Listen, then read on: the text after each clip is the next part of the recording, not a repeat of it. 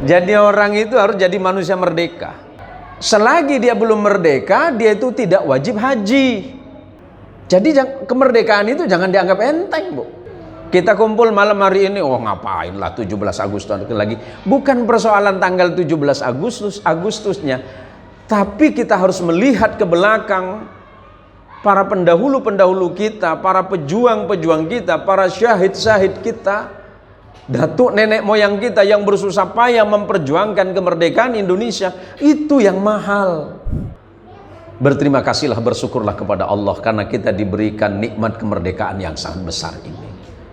Dulu Rasulullah Muhammad SAW ketika menyampaikan Islam di kota Makkah kurang lebih 13 tahun lamanya itu bersembunyi-sembunyi, Bu. Kenapa? Rasulullah dengan para sahabat selalu ditekan oleh musuh-musuhnya yang bernama kaum kafir. Orang-orang musyrik kota Makkah itu menekan Nabi dan para sahabat. 13 tahun lamanya Rasulullah tidak punya kesempatan untuk berdakwah seluas-luasnya. Kenapa? Terjajah di tanahnya sendiri. Bismillahirrahmanirrahim. Assalamualaikum warahmatullahi wabarakatuh. Alhamdulillahi rabbil alamin. Alhamdulillah ala ni'matil iman wal islam was sihat wal afiyah. Ashhadu an la ilaha illallah wahdahu la syarika lah. Wa ashhadu anna Muhammadan abduhu wa rasuluhu wa khaliluhu wa la nabiyya ba'dah. Allahumma salli wa sallim wa barik ala Sayyidina Muhammad. Allahumma salli wa sallim wa barik ala Sayyidina Muhammad. Allahumma salli wa sallim wa barik ala Sayyidina Muhammad wa ala alihi tahirin wa ashabihi wa dhurriyyatihi wa liman tabi'ahum hatta ila yaumiz ziham wa ba'du. Yang saya hormati dan saya muliakan para alim, para kiai, para imam dan takmir serta jamaah Masjid Nurul Fajri yang sama-sama dimuliakan Allah. Membaca judul undangannya saya kaget kemarin. Karena biasanya kalau saya baca khutbah kan khutbah Jumat, khutbah nikah lah paling keren lah gitu ya. Khutbah Idul Adha, Idul Fitr, kemudian khutbah yang lain. Ini tiba-tiba saya dapat undangan khutbah kebangsaan. Kalau khutbah Jumat ya paling lama 25 menit. Idul Fitri ya paling lama juga sama lah. Ya paling singkat mungkin khutbah nikah antara 3 sampai 4 menit.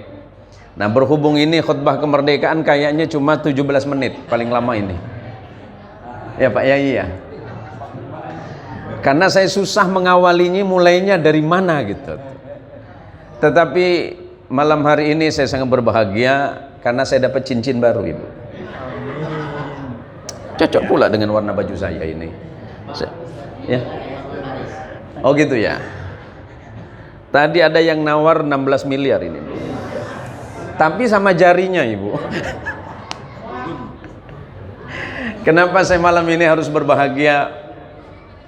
Karena Rasulullah Muhammadin sallallahu alaihi wasallam itu hidupnya selalu ceria. Dan kita tidak punya alasan untuk cemberut, itu tidak ada. Kita nyaris tidak punya alasan untuk tidak bersyukur kepada Allah. Coba, apa alasan kita tidak bersyukur kepada Allah? Ya, apa gara-gara sampean kemarin nyalon gagal?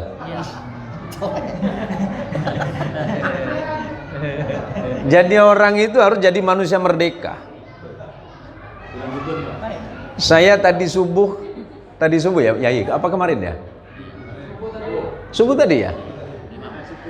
Saya itu nggak kepikiran kalau yang di foto depan itu saya pikir pahlawan semua, Pak. Wallah Rabbul Haq ini. Saya nggak kepikiran, yang saya pikir ini kalau yang namanya foto-foto kemerdekaan itu Pak Soekarno, Pak Muhammad Hatta gitu ya, pahlawan-pahlawan nasional kita, para syahid, para syuhada kita. Kayak Tarul itu bisik-bisik tadi pagi. Loh, sampean paham nggak itu foto siapa? Saya yakin, wah itu foto pahlawan kita, para syahid itu. Coba sampean panjenengan itu coba teliti. Astagfirullahaladzim, rupanya Soekarno KW 100 coba Pak. Tapi ya sudahlah, saya bilang, yang penting kita ini berbahagia terhadap kemerdekaan. Kenapa? Saya harus berdiri kah?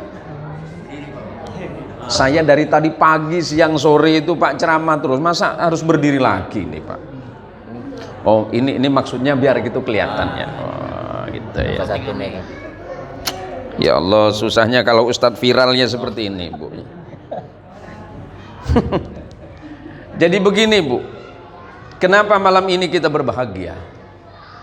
Allah sudah memberikan kita nikmat sehat. Allah sudah berikan kita kesehatan. Coba, kita ini sebenarnya kaya apa miskin Bu? Kaya. Kalau ada yang bilang miskin kita itu bohong. Bohong itu. Coba kita mulai dari atas saja. Kedua mata kita ini ada yang mau jual enggak? Ada yang mau jual? Mas Dar, satu ini berapa harganya? Wah terlalu murah Mas itu. Anggaplah satu ini 1,5 miliar. Dua berapa? 3 miliar. Terus telinga, ada yang mau jual gendang telinganya? Biar banyak duit tapi kok nggak denger apa-apa Bu, ya percuma Bu.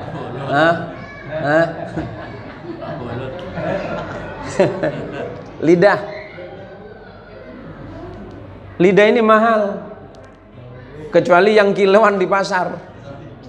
Ini mahal Bu. Apalagi yang di dalam ini, akal, otak, mahal toh? Mahal. Jadi jangan mengeluh kepada Allah karena kita merasa miskin, jangan. Kita ini sudah dibuat kaya oleh Allah. Cuma kenapa kemudian hidup kita ini seperti miskin? Karena kita ini kurang syukurnya sama Allah. Malam ini kita diajarkan oleh Allah bagaimana mensyukuri nikmat kemerdekaan. Orang haji itu kalau budak, abdun mamluk. Apa itu abdun mamluk? Budak yang dulu zaman Rasulullah sebelum datangnya Islam itu budak itu boleh diperjualbelikan gitu. Ya, boleh diperjualbelikan seperti beben misalnya. Oh ini siapa ini? Ini beben dari Mempawah, agak murah katanya kan. Kok murah? Jauh. Kalau Pak Muklis oh agak mahal, kenapa? Badannya agak tinggi katanya kan. Itu abdun mamluk. Selagi dia belum merdeka, dia itu tidak wajib haji. Jadi kemerdekaan itu jangan dianggap enteng Bu. Kita kumpul malam hari ini, oh ngapain lah 17 Agustus lagi. Bukan persoalan tanggal 17 Agustusnya, tapi kita harus melihat ke belakang para pendahulu-pendahulu kita, para pejuang-pejuang kita, para syahid-syahid kita, datuk nenek moyang kita yang bersusah payah memperjuangkan kemerdekaan Indonesia. Itu yang mahal. Bukan bendera merah putih itu. Bendera merah putihnya bisa kita beli Pak di pasar. Tapi nilai perjuangan yang sudah diperjuangkan oleh para ulama, diperjuangkan oleh para pendiri-pendiri bangsa, orang-orang yang berjuang untuk kemerdekaan ini. Rasulullah sallallahu alaihi wasallam mengingatkan, la yashkurullaha man la yashkurun nasa. Orang itu tidak mungkin berterima kasih kepada Allah kalau dia tidak pernah terima kasih sama manusia yang lain. Paham Pak? Oh ya kan langsung terima kasih sama, ya enggak juga. Terima kasih dulu kepada manusia yang lain. Oh kalau memang ini hubungannya dengan manusia yang lain, ya terima kasih. Nah sebagai bentuk rasa terima kasih kita kepada Allah melalui perjuangan para pejuang-pejuang kita terdahulu yang memerdekakan bangsa, malam ini kita kirimin doa. Semoga Allah menerima seluruh perjuangan-perjuangannya di jalan Allah, memerdekakan sebuah bangsa besar yang bernama Indonesia. Nah ini kan kadang-kadang orang meremehkan. Jadi pas saya dapat undangan khutbah kemerdekaan, teman-teman ketawa terus. Wah ini undangan apa Pak Yai? Saya bilang, wah ini seumur-umur aku baru malam ini khutbah kemerdekaan namanya. Ini memang Ki Mohtarul ini memang orangnya suka nyeleneh gitu. Jadi alhamdulillah Allah mempertemukan kita malam hari ini dalam keadaan sehat, dalam keadaan merdeka. Kalau kita nggak merdeka, kita nggak bisa kumpul di sini Pak. Kalau kita nggak merdeka, nggak sholat di tempat ini. Coba, Indonesia sudah merdeka 77 tahun yang lalu. Bukan 77 tahun yang lalunya, itu ratusan tahun yang berusaha untuk merdeka, itu yang luar biasa. Sebuah negara yang bernama Palestina, itu sudah puluhan tahun berjuang untuk kemerdekaannya. Sampai hari ini belum merdeka. Orang merdeka itu sholat enak, Pak. Kalau orang merdeka sholat enak nggak? Enak. Tenang, tidak ada rasa khawatir, tidak ada rasa takut.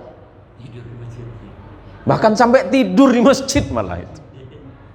Lah insya Allah yang sepuh-sepuh ini kan pernah menangi zaman Lonto tuh. Zaman Lonto, zaman Jepang, ada yang pernah, ini mungkin Mbah Makmun ya. Mbah Makmun zaman Lonto udah. Hah? Udah tahu. Pada waktu itu umur berapa, Mbah? Sekitar 6 tahun. Oh, berarti seumuran Beben ya, Ben? Beben, zaman apa, Ben? Portugis malah. Portugis, Jerman. Oh, zaman Jerman apa? Lah ini. Alhamdulillah Mbah ini kan sudah melewati itu. Zaman Jepang, pun. Yang sebelah, nggih. Zaman Jepang. Pernah zaman Jepang, tahu? Oh, belum. Masih muda berarti beliau. Ya, mungkin 27, Pak ya. Biasanya jenengan 27 mungkin. Nah, mungkin bisa nawar kebalik ya. Lah ini kita bahagia, Pak. Kita hari ini kan cuma cukup dengan mensyukuri saja. Mensyukuri nikmat kemerdekaan, jaga bangsa ini baik-baik. Oh, kadang-kadang hari ini kok merayakan kemerdekaan bid'ah, kok mensyukuri nikmat Allah kok bid'ah. Bid'ah andasmu itu. Mensyukuri nikmat ini. Cara mensyukuri nikmat bukan hanya langsung kepada Allah, tapi bersyukur dan berterima kasih kepada para pejuang-pejuang bangsa yang sudah menghabiskan waktunya, tenaganya, bahkan nyawanya dikorbankan untuk sebuah kemerdekaan. Maka berterima kasihlah kepada Allah, bersyukurlah kepada Allah, dan berterima kasihlah kepada para pejuang-pejuang bangsa yang mudah-mudahan salah satu di antaranya termasuk leluhur-leluhur kita sendiri semuanya. Amin ya rabbal alamin. Berarti udah cukup, Pak ya? Hah? Oh, baru pembukaan, Pak ya. Wah, ini seumur-umur jadi kiai baru malam ini saya dianu sama jamaah malam. Terus yang kedua yang perlu saya sampaikan malam ini untuk anak-anak muda. Ini ada keluhan ini dari orang-orang sepuh. Kenapa anak-anak muda sekarang, khususnya para pelajar, kok banyak tidak tahu sejarah perjuangan bangsa? Mereka tahunya Indonesia ya ini gitu. Apakah karena memang kurikulum pendidikan kita sudah mulai mengenyampingkan itu perjuangan, sejarah-sejarah perjuangan bangsa? Mari kita perkenalkan kepada anak-anak kita bahwa sesungguhnya insya Allah semuanya faham. Di pembukaan Undang-Undang Dasar 1945 itu kalimat yang pertama itu adalah berkat rahmat Allah. Jadi perjuangan yang digagas dimulai oleh para pendahulu kita itu tidak melupakan nikmat Allah. Mau sekuat apapun kita berusaha untuk keluar dari penjajahan, mau seperti apapun senjata yang kita miliki, kalau Allah tidak menggerakkan hati kita untuk berjihad di jalan Allah, itu nggak mungkin. Rahmat Allah itu begitu besar dan begitu luas kepada hambanya. Maka karena rahmat Allah semata, maka perjuangan ini diridhai oleh Allah. Maka para pendiri bangsa, para pejuang-pejuang bangsa itu bersusah payah untuk memerdekakan bangsa ini. Maka kemudian nanti ketika Pancasila sebagai dasar negara itu, sila pertamanya adalah ketuhanan yang Maha Esa. Gak usah dipersebatkan lagi. Ada yang bilang, wah bangsa Indonesia ini kan 80% hari ini penduduknya muslim. Penduduk Indonesia hari ini konon 272 juta, Pak. 220 jutanya muslim. Maka karena mayoritasnya adalah muslim, muslim harus mampu memberikan perlindungan kepada orang lain yang berbeda keyakinan dengan dirinya. Coba, umat Islam di Indonesia ini kan sifatnya tasamuh, Pak. Toleran. Kita bisa hidup berdampingan, hidup bertetangga dengan siapapun, yang penting hidup damai. Tidak usah saling ganggu. Persoalan keyakinan urus masing-masing. Lah, saya ini kan ibu-ibu tahu, tetangga saya ini kan non muslim. Kan nanti di akhirat saya nggak ditanya Allah gara-gara tetangga saya toh. Zain Muhsin, ngapain aliyong sebelahmu itu nggak syahadat? Kan enggak. Oh, kenapa Ameng sama Apeng itu nggak muslim? Karena Allah nggak nanya itu, Pak. Yang Allah tanya itu, sholat nggak kamu ini? Maka jangan kebiasaan, kegenitan ngurus orang. Paham tak, Bu? Ngapain ibu itu nggak pernah ke masjid? Biarin saja. Yang penting ibunya ke masjid. Oh, gara-gara ngomongin orang nggak ke masjid sampai ibunya yang nggak ke masjid. Ini penting saya sampaikan. Karena apa? Sekarang ini di Indonesia ini, oleh orang-orang yang membenci Islam, membenci Indonesia itu, diupayakan sekuat tenaga mereka agar kita ini pecah. Nggak mampu mereka membenturkan antara kita dengan mereka yang di luar sana. Malah sekarang kita saling dibenturkan sesama muslim. Paham kan, Bu? Paham. Kita nggak usah mau dibentur-benturin seperti itu. Ya, sebagai manusia biasa tentunya saya juga sering marah. Marah ketika apa? Ketika ada orang-orang di antara kita ini saling membenci, kemudian sampai saling memusuhi, saling caci maki. Padahal kita ini sama-sama muslim, tak? Syahadat kita sama. Asyhadu an la ilaha illallah wa asyhadu anna Muhammadar Rasulullah. Salat kita juga sama. Salat kita juga sama 5 waktu. Yang dibaca dalam salat juga sama. Arah waktu salat juga sama. Puasanya juga sama, yang paling selisih satu hari lah. Ya paling jauh 2 hari. Kecuali Pak Muklis kadang-kadang agak awal beliau ini. Pak Muklis udah berapa hari ini nggak ngumumin yang meninggal? Aman? Kalau subuh-subuh agak deg-degan saya, Pak. Kalau sampai beliau ini yang ngumumin, Assalamualaikum warahmatullahi wabarakatuh. Wah, ini udah agak dalam sedikit nih. Kalau ngumumin gotong royong kan ceria beliau nih, Assalamualaikum gitu kan. Tapi kalau udah yang meninggal agak dalam sedikit. Assalamualaikum. Istri saya sama anak saya hafal di rumah, Pak. Apa, Mi? Dengerin dulu, Pak Muklis suaranya agak dalam tuh. Nah itu. Nah, maka apa yang perlu saya sampaikan malam hari ini, bahwa berterima kasihlah, bersyukurlah kepada Allah karena kita diberikan nikmat kemerdekaan yang sangat besar ini. Dulu Rasulullah Muhammad SAW ketika menyampaikan Islam di kota Makkah kurang lebih 13 tahun lamanya itu bersembunyi-sembunyi, Bu. Kenapa? Rasulullah dengan para sahabat selalu ditekan oleh musuh-musuhnya yang bernama kaum kafir. Orang-orang musyrik kota Makkah itu menekan Nabi dan para sahabat. 13 tahun lamanya Rasulullah tidak punya kesempatan untuk berdakwah seluas-luasnya. Kenapa? Terjajah di tanahnya sendiri. Barulah kemudian setelah tahun ke-13 Rasulullah hijrah ke kota Madinah. Barulah Islam bisa menyebar dengan luas. Sampai kemudian Rasulullah wafat di kota Madinah. Ada yang bertanya ketika seorang ulama Islam Indonesia yang bernama Kiai Haji Abdul Wahab Hasbullah menyerukan sebuah kalimat, hubbul watan minal iman.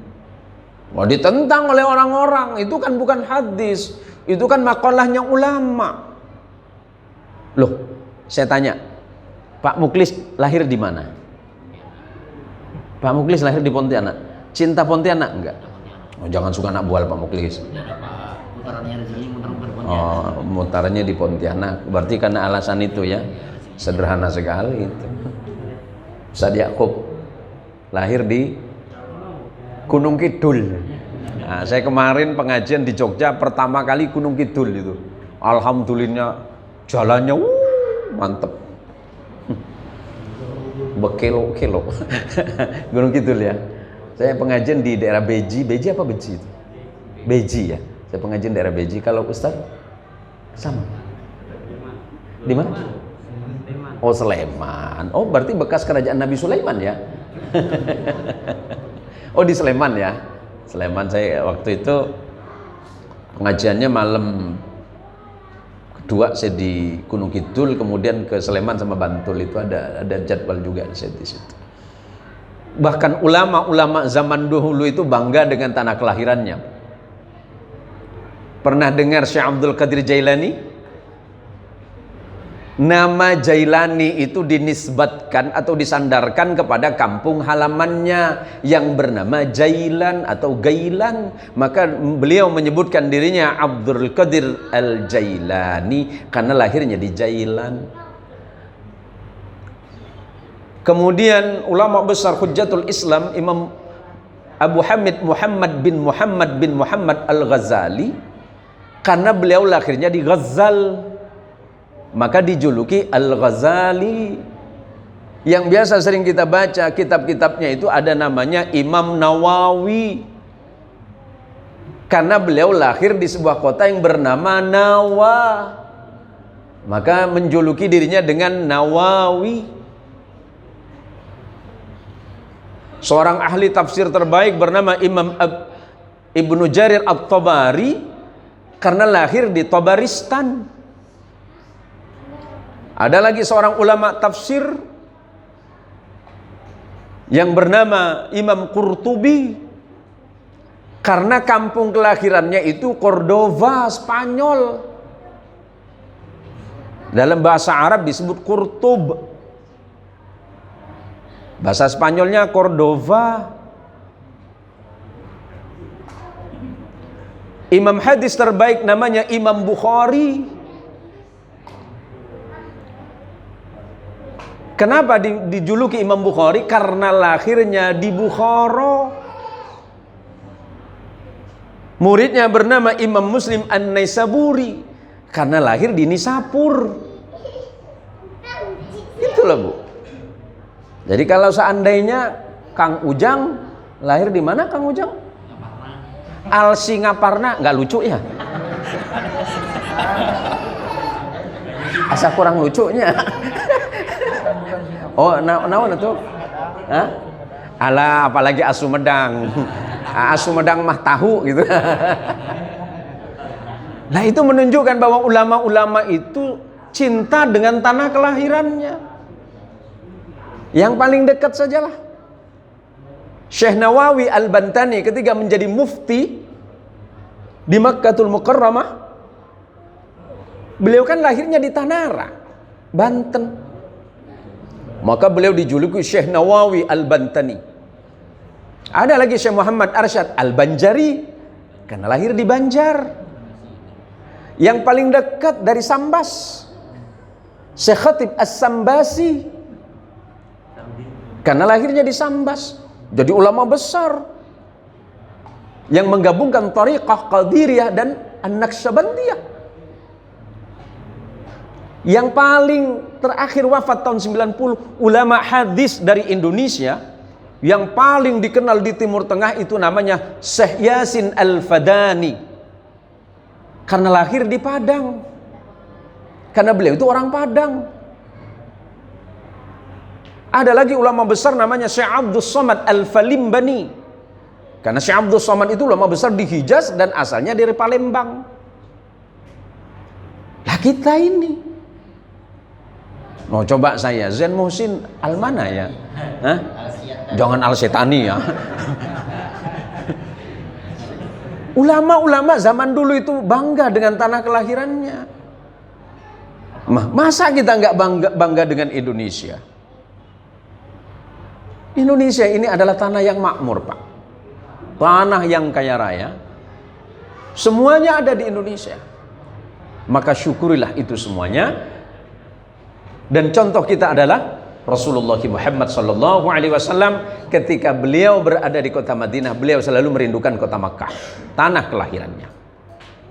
Nah, karena kita ini adalah umatnya Rasulullah Muhammad SAW, ada satu kisah yang sangat luar biasa dari kehidupan Rasulullah.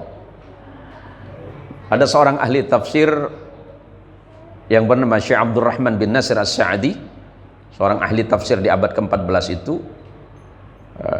menukil sebuah hadis dari Aisyah radhiyallahu anha.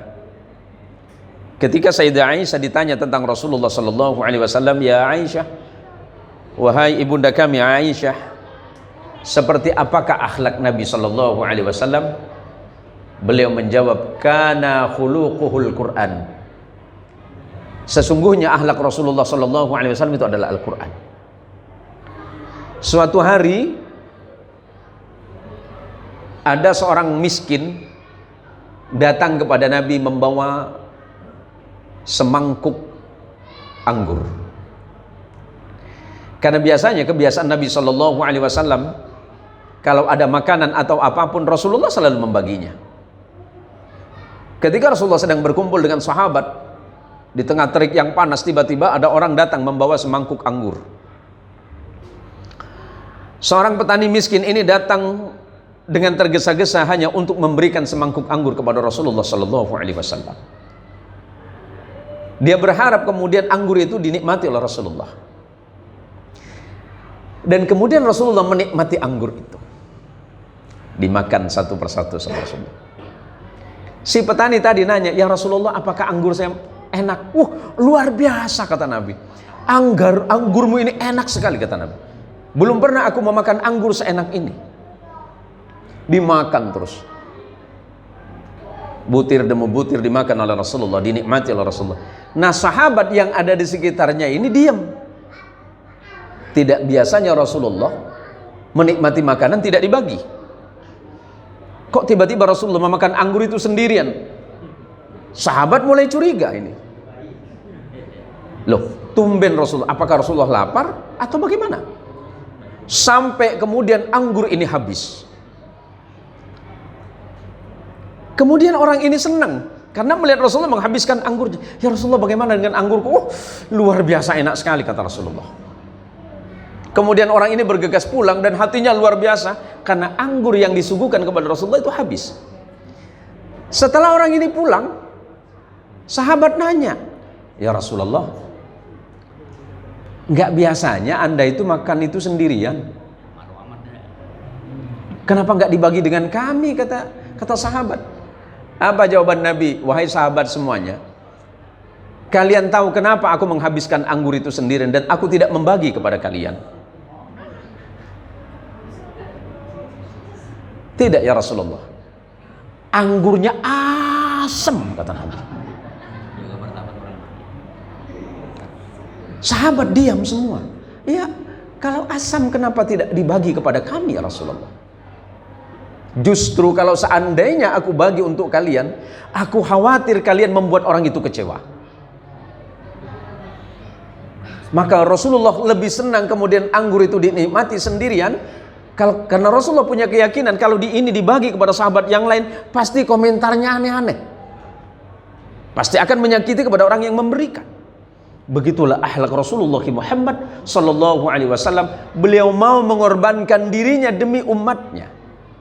Beliau mau menikmati anggur yang sangat asam dan kecut itu daripada itu dinikmati oleh sahabat yang lain.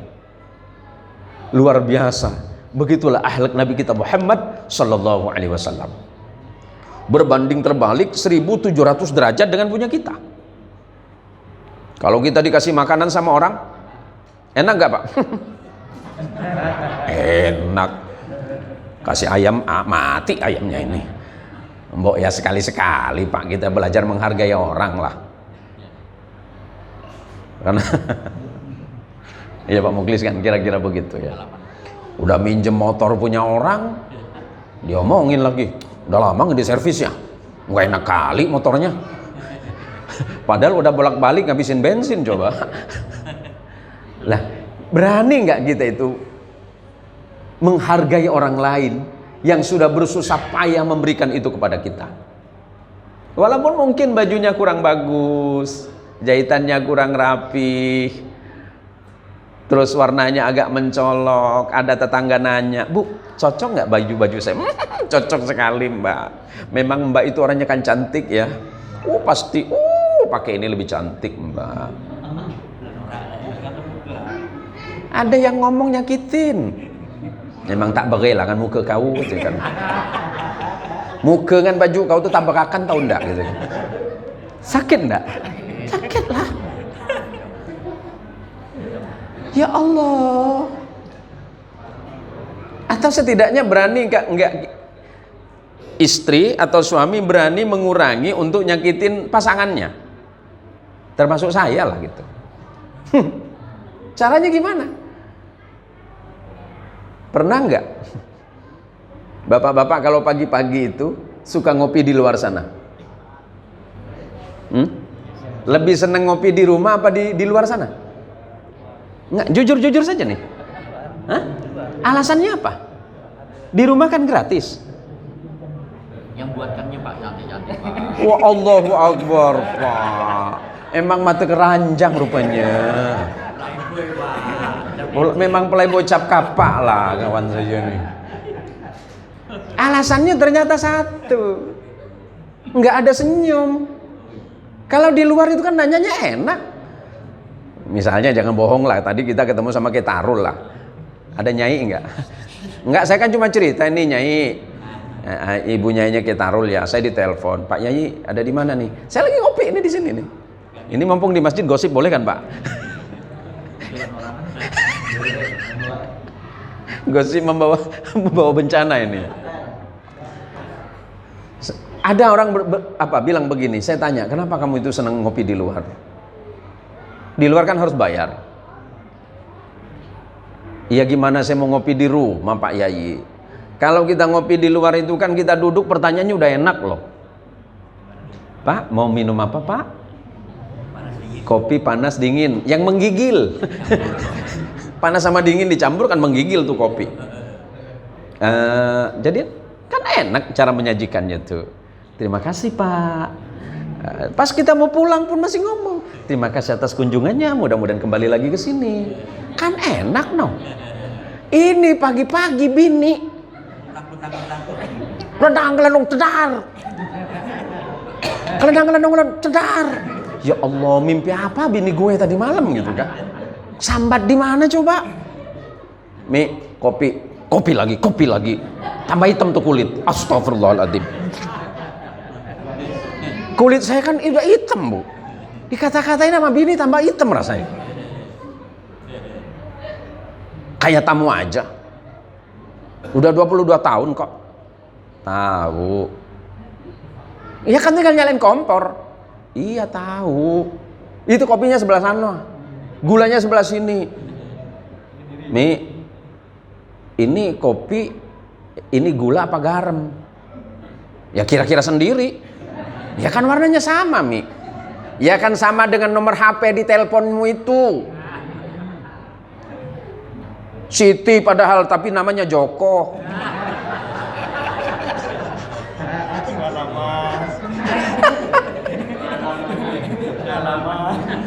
Ini sekalian curhat Bu ya. Biar dendam saya terbalaskan malam ini. Ganti nomor dapat rasitan. Bawa kesesatan di jalan. Lah ternyata alasannya kan sederhana, Mbok. Ya pagi-pagi coba besok, Bu. Pas suami udah sholat subuh, habis sholat berjamaah pun baca Quran, kan enak kalau tanya, "Mas, mau minum kopi?" Tumben bini gue. Servis. Iya kan? Mau yang manis? Main susu. Ini bahasanya main susu aja ini. Jadi agak curiga gue nih. Ya kan enak. Jadi ujung-ujungnya nanti suaminya bilang, udah siang, agak siang dikit, "Mi, kita ke seberang yuk." "Ngapain?" "Adalah ada surprise, ada kejutan gitu tuh. Jadi suami juga enak dengernya. Ini habis sholat subuh centang, cedeng, cetar. Ya Allah, nggak usah. Wih, sap, nggak usah sap. Nggak usah.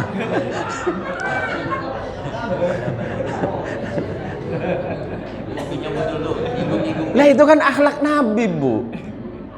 Lah gimana istri-istri Nabi tidak saling mencemburui?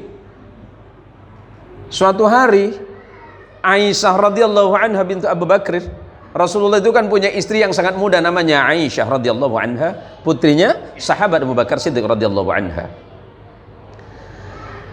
Aisyah ini kan paling muda. Tapi di sebelah sana ada istri Nabi itu yang bernama Safiyah binti Huyai bin Akhtab. Safiyah ini seorang perempuan cantik keturunan Yahudi. Berarti mertua Nabi adalah seorang Yahudi yang bernama Huyai bin Akhtab. Huyai ini sampai meninggalnya nggak masuk Islam, tapi Nabi menghormatinya. Suatu hari Aisyah ini radhiyallahu anha cemburu kepada Safiyah. Karena naga-naganya, gelagatnya Rasulullah itu lagi memberikan kasih sayang yang lebih kelihatannya kepada Safiyah binti Huyai. Aisyah ini wajahnya mulai memerah. Jadi agak sedikit gimana gitu. Sampai kemudian Safiyah binti Huyai, istri Nabi ini cerita pada Nabi, "Ya Rasulullah, wahai suamiku, aku ingin mengadukan sesuatu kepadamu." "Apa itu?" kata Nabi. "Aisyah selalu meledekku, aku dibilangnya pendek," katanya. Nabi tersenyum. "Ya enggak lah, kamu itu enggak pendek, cuma agak kurang tinggi sedikit saja." Kan enak dengarnya. Udahlah, memang istri kita enggak tinggi dikata-kata lagi kan sama kita kan. "Memang iya lu pendek," gitu kan. Kan nyakitin, Pak. Udah pendek, hidung minimalis lagi. Lah, apa kata Nabi? "Safiyah, Aisyah berkata seperti itu karena kamu itu cantik. Kamu itu keturunan Nabi." "Dari mana ya Rasulullah?" "Iya," kata Nabi, "datuk moyangmu itu sama datuk moyangku sama. Kamu itu masih keturunannya Yakub. Kamu itu keturunan Yahuda. Yahuda itu keturunan Yakub. Yakub itu anaknya Ishak. Ishak itu anaknya Ibrahim. Kamu itu anak keturunan Nabi. Kamu nggak usah kecewa." Legalah hati Safiyah binti Huyai bin Akhtab. Begitulah sikap Nabi ketika menghadapi istri-istrinya yang saling mencemburui. Suatu masa juga Aisyah mencemburui istri Nabi yang satu yang bernama Maria Al-Qibtiyah yang dari Mesir. Ketika terjadi semacam saling mencemburui, Nabi mengatakan kepada Aisyah, "Ya Aisyah, kamu itu perempuan yang sangat salihah. Kedudukanmu itu sama. Sama dengan siapa? Sama dengan Maria Al-Qibti. Kamu cantik, Maria cantik. Kamu juga punya kelebihan dibandingkan Maria." Kan enak. Jadi Nabi memuji istrinya karena istri-istrinya Nabi selalu memuji Rasulullah Muhammad SAW karena akhlaknya yang mulia dan agung. Enggak satu rumah, Pak. Pak Mukhlis pengen tanya bacaannya apa? Dan alhamdulillah sampai hari ini gagal Pak Mukhlis. Kalau ada bacaan macam itu saya baca seorang aja. Tak mungkin saya bagi kan Pak Mukhlis. Sekok bagi 7 ada. Sekok bagi 7 lah. Jangan sekok bagi 2 ya. Nah, ini para jamaah sekalian, jadi ngajinya kita malam ini menunjukkan bahwa sikap kita, akhlak kita dan ibadah kita mencontoh Rasulullah Muhammad sallallahu alaihi wasallam yang selalu gembira dan menggembirakan orang lain. Jangan sampai dalam kehidupan kita walaupun kita berbeda dengan orang lain, kemudian kita ini konfrontasi, ngajak ribut, ngajak perang karena ketidaksukaan. Jangan. Karena ketika Nabi tidak senang dan tidak suka terhadap orang lain, cukup ditunjukkan dengan sikapnya. Maka kata seorang ulama besar Muhammad bin Idris Asy-Syafi'i yang dikenal dengan Imam Syafi'i, sikapnya orang ketika marah itu nampak dari ilmunya. Kalau orang alim, kalau orang berilmu itu marah, kelihatan dari sikap. Tapi kalau orang awam, orang bodoh itu marah, nampak dari ucapannya. Ya ngawur, Pak. Jadi kalau kita ini mau mencontoh akhlak Islam yang dicontohkan oleh Rasulullah SAW, marilah kita belajar berakhlak, bersikap sebagaimana akhlak dan sikapnya Rasulullah Muhammad SAW. Cukup segini ya Pak Yai ya.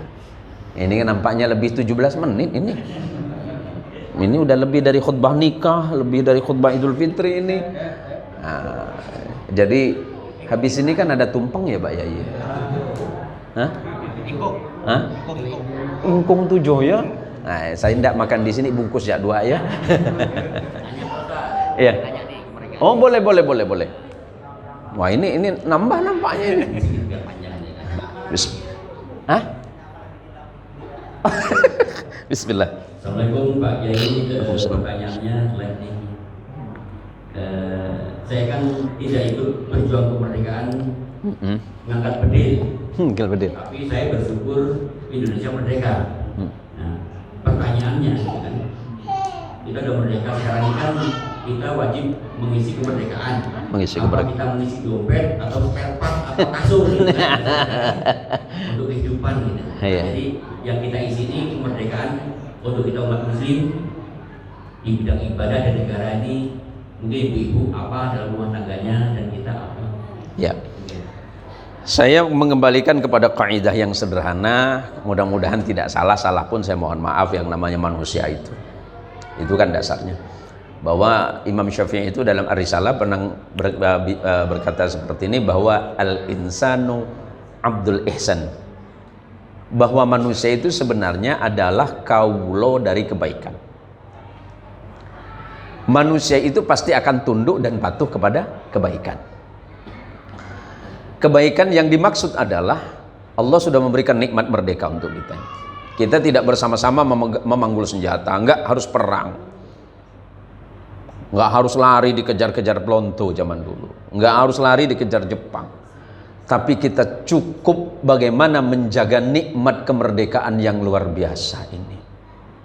Caranya adalah bagaimana apa yang sudah disepakati oleh para ulama-ulama, para kaum cerdik pandai, para pejuang-pejuang bangsa dari semua kelompok dan kalangan, itu yang harus kita jaga. Tujuan menjaga kemerdekaan itu tidak ada lain adalah menjaga keberlangsungan kehidupan manusia yang harmonis. Karena makna insan itu sendiri adalah harmoni. Harmoni itu kan adalah saling menjaga keseimbangan. Tidak ada bangsa yang besar sebesar Indonesia. Dari Sabang sampai Merauke itu konon ada sekian ratus bahasa, ada 700 bahasa. Dan kemarin kita diskusi dengan teman-teman, bahasa yang paling banyak di dunia itu rupanya di Papua Nugini. Tapi saya menolak. Alasannya apa? Karena di Papua Nugini itu satu akar bahasa. Kalau di Indonesia kan beda. Kita kasih contoh saudara kita di sebelah-sebelah kita, Dayak saja. Dayak itu akarnya sama, tapi nanti kan dipecah. Ada yang namanya, kalau di Kalimantan Barat kan ada Kanayan, seperti itu ya. Ada Dayak Punan, ada Dayak ini dan seterusnya. Itu yang di Kalimantan, termasuklah nanti yang ada di Kalimantan bagian utara berseberangan langsung dengan Malaysia terus ke Brunei. Akarnya itu. Ya kalau di Jawa kan ada Jawa Barat, Jawa Tengah, Jawa Timur, ada Jakarta, ada Banten. Yang suka ngebingungin itu Jakarta. Loh, kenapa saya nggak bingung? Jakarta itu Pulau Jawa atau bukan? Jakarta Pulau Jawa atau bukan? Pulau Jawa. Tapi kalau mudik kenapa harus bilang mudik ke Jawa? Padahal Jakarta tanah Jawa juga. Saudara-saudara kita mudik ke Jawa. Loh, Jakarta itu di mana? Jawa. Nah, Sumatera mulai dari Aceh sampai nanti ke Palembang. Itu akarnya Sumatera. Papua itu akarnya tersendiri. Yang ada di NTT kemudian sampai ke Timur Leste itu beda akar bahasa. Sulawesi beda akar bahasa. Allah itu memberikan nikmat besar untuk kita ini. Apalagi di Pontianak. Konon di Pontianak itu terdeteksi ada sekitar 20 sampai 30 suku. Baik suku pendatang itu ya. Nah, bukan suku Madura, Pak, karena suku Madura itu sukunya dua, Pak. Kanan kiri. Itu saya, Bu. Karena suku saya kanan kiri, Bu. Karena bahasa Madura suku itu kan kaki.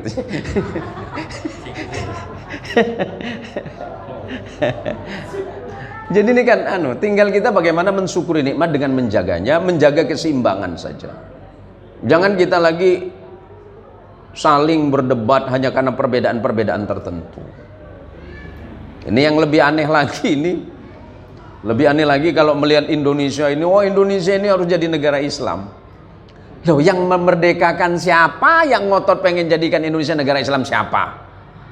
Ulama-ulama kita itu cukup dulu dengan mengatakan bahwa berdirinya sebuah bangsa besar bernama Indonesia itu cukup dengan berlandaskan Pancasila yang saripati dan intisarinya diambil dari nilai-nilai Qur'ani. Sebagaimana tadi yang dijelaskan oleh Muhtarul dalam pengantar itu. Nggak usah ngotot Indonesia itu harus jadi negara Islam, nggak usah. Kenapa? Ternyata ini sudah dicontohkan oleh Kanjeng Rasul Muhammad sallallahu alaihi wasallam ketika Rasulullah dengan para sahabat kaum muslimin menjadikan Madinah itu kota yang damai. Di Madinah itu ada muslim. Di Madinah itu ada orang-orang Yahudi, ada orang Nasara, ada orang Majusi pada masa Nabi. Tapi apakah Nabi kemudian memaksa mereka semuanya menjadi muslim? Enggak. Dan apakah Nabi menerapkan kekerasan kepada mereka? Enggak.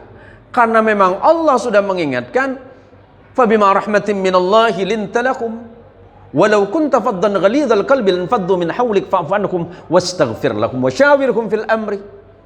Fa idza azamta fatawakkal 'ala Allah, innallaha yuhibbul mutawakkilin." Jadi kata Allah itu yang dilarang kepada Nabi, dilarang bersikap keras. Keras dalam arti berbeda dengan tegas. Ada orang yang keras seenaknya sendiri. Wah, Islam itu. Saya ini, Bu, saya ini menyampaikan Islam caranya bagaimana orang Islam itu mau mendengar tapi menjalankannya dengan enak. Saya pengennya seperti itu. Malah saya ini dikata-kata, kata orang Melayu itu. Saya ini masih dikata-kata. Tapi tidak apa-apa lah.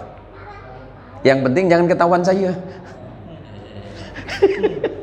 Tidak apa-apa itu. Jadi dibilangnya begini, apa dakwanya Ustaz Zain Muhsin itu terlalu lembut, kata. Ya Allah, bagaimana dengan dakwahnya Nabi yang super lembut? Maka ketika kita mendengarkan bacaan laqad ja'akum rasulun min anfusikum, ternyata Ibnu Abbas itu tidak membaca min anfusikum, tapi min anfasikum. Kenapa? Manusia terbaik di antara kalian siapa? Nabi kita Muhammad sallallahu alaihi wasallam. Jadi sederhananya, jaga kemerdekaan ini bagaimana cara yang pernah dilakukan oleh Nabi kita Muhammad sallallahu alaihi wasallam membangun masyarakat Madinah yang sama saling menghormati dan menjaga keyakinan, tapi dengan sebuah tujuan bagaimana Madinah itu menjadi madaniyah, manusia-manusia maju dan berpikiran ke depan. Nah, itu maksudnya. Bisa dipahami, Pak? Ya, karena ini kasihan sudah mulai banyak yang ngantuk. Nah, saya pun juga sama sepertinya, Bu, ya.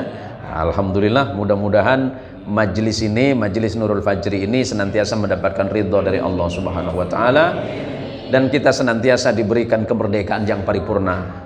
Kemerdekaan yang paling penting adalah kita tidak dijajah oleh sifat syaitaniyah. Tidak dijajah oleh kemarahan, tidak lagi dijajah oleh hawa nafsu, tidak lagi dijajah oleh kebencian dengan dasar apapun. Tidak suka itu biasa saja, itu manusiawi. Tetapi membenci karena orang lain yang tidak sama dengan kita, sebaiknya kita hindari. Kalau hidup mau sehat, zahir batin, seperti tadi yang disampaikan oleh Kiai Muhtarul, tutup mata, tutup telinga, tutup semuanya, nggak usah mikirin orang dalam arti yang berbeda, tapi cukup memikirkan bagaimana ini kelak saya menghadap Allah Subhanahu wa Ta'ala. Umur kita kan terus maju nih. Kemerdekaan udah 77 tahun. Ya kalau seperti Kiai Mukhtarul ya masih sehat, masih muda. Sudah ada asam urat? Oh, gejala. Hah? Apa muklis apa muklis? Encok ya? Encok. Hah? Janganlah. Jangan suka nakutkan kawan. Iya Bu. Kalau saya alhamdulillah Bu. Alhamdulillah masih sehat. Tapi yang tahu istri saya. Cukup istri saya aja yang tahu. Kalau udah bangun pagi udah mulai kayak robot gitu kan. Yang tahu itu kan ini asisten saya ini. Jadi saya sering sampaikan sama asisten saya, bilangin sama panitia, serba salah. Ini yang namanya menikmati hidangan, pengajian selesai jam 11. Biasanya kalau di daerah ya, kayak Husnan, acara jam 11. Mau nggak mau jam 11 malam harus makan. Nggak dimakan beresiko. Tunggulah bentar. Ente nih wah, tahu bayam. Ingkung tahu saya.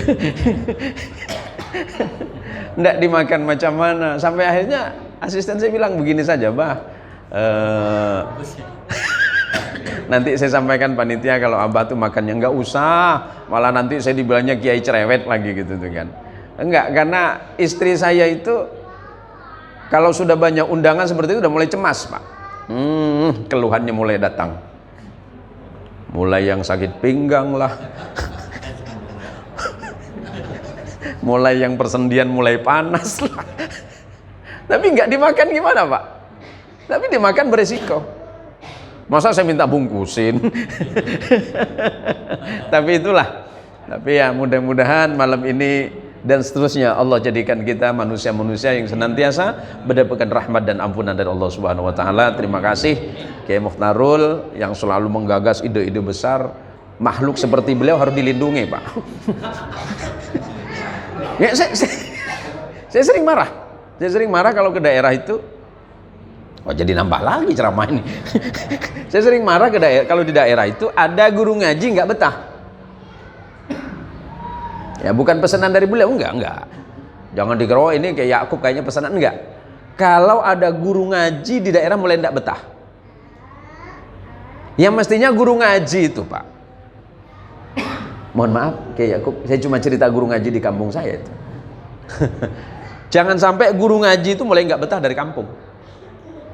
Dengan alasan sederhana.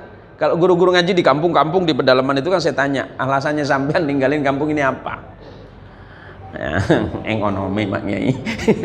Kalau sudah bicara ekonomi saya nggak berani bantah. Ya mestinya yai-yai yang ada di kampung itu ya doa PNE Pak. Ekonominya dijaga. Kan seperti itu kira-kira. Jadi mulai besok tinggal nanya sama Kiai Yakub. Beras masih aman Ustadz? Kalau Ustadz Yakub udah bilang agak mereng sedikit lah, berarti tinggal 1 liter tuh. Enggak, saya serius ini Pak. Serius ya. Enggak serius ini, jangan sampai kiai-kiai ngaji, guru ngaji di kampung kita itu mulai nggak betah karena alasan ekonomi. Ya. Ya setidaknya dilindungi gitulah. Setidaknya Pak ya. Jadi karena bangsa ini, negara ini, kampung kita ini masih dipertahankan dan masih ada sampai hari ini karena doanya orang-orang salih, termasuk diantaranya para imam-imam masjid dan guru-guru ngaji. Terima kasih, mudah-mudahan ini manfaat. Lebih-lebih kemerdekaan kita ini menjadi kemerdekaan yang sempurna dalam pandangan Allah Subhanahu wa Ta'ala. Ala hadhihi niyah wa ala kulli niyatin salihah. Al-Fatihah. Bismillahirrahmanirrahim. Alhamdulillahirabbil alamin arrahmanir rahim maliki yaumiddin. Iyyaka na'budu wa iyyaka nasta'in ihdinas siratal mustaqim. Shiratal ladzina an'amta 'alaihim Amin. Alhamdulillahi rabbil alamin. Wassalatu wassalamu ala Rasulillahi Muhammadil Mustafa sallallahu alaihi wasallam. Allahumma ya Allah ya Rahman ya Rahim ya Ghafur la yaghfiru dhunuba illa anta ya rabbal alamin. Rabbana ighfir lana dhunubana wa kaffir 'anna min jami'i sayyiati a'malina. Rabbana ighfir lana dhunubana wa liwalidina warhamhum kama rabbawna shighara. Allahumma ighfir li jami'il muslimin wal muslimat wal mu'minin wal mu'minat al ahya'i minhum wal amwat. Allahumma inna nas'aluka ridhaka wal jannata wa na'udzu bika min sakhatika wan nar. Allahumma rabbana la tuzigh qulubana ba'da إذ هديتنا وهب لنا إنك أنت الوهاب. اللهم ارزقنا رزقا حلالا كثيرا ورزقا حلالا طيبا مباركا إنك خير الرازقين. اللهم ربنا آتنا في الدنيا حسنة وفي الآخرة حسنة وقنا عذاب النار. وصل اللهم على رسولك ونبيك محمد المصطفى صلى الله عليه وسلم والحمد لله رب العالمين. الفاتحة. إياك نعبد وإياك نستعين اهدنا الصراط المستقيم صراط الذين أنعمت عليهم. Terima kasih. Hadanallahu wa iyyakum ajma'in. Wallahul muwaffiq ila aqwamit thariq. Assalamualaikum warahmatullahi wabarakatuh.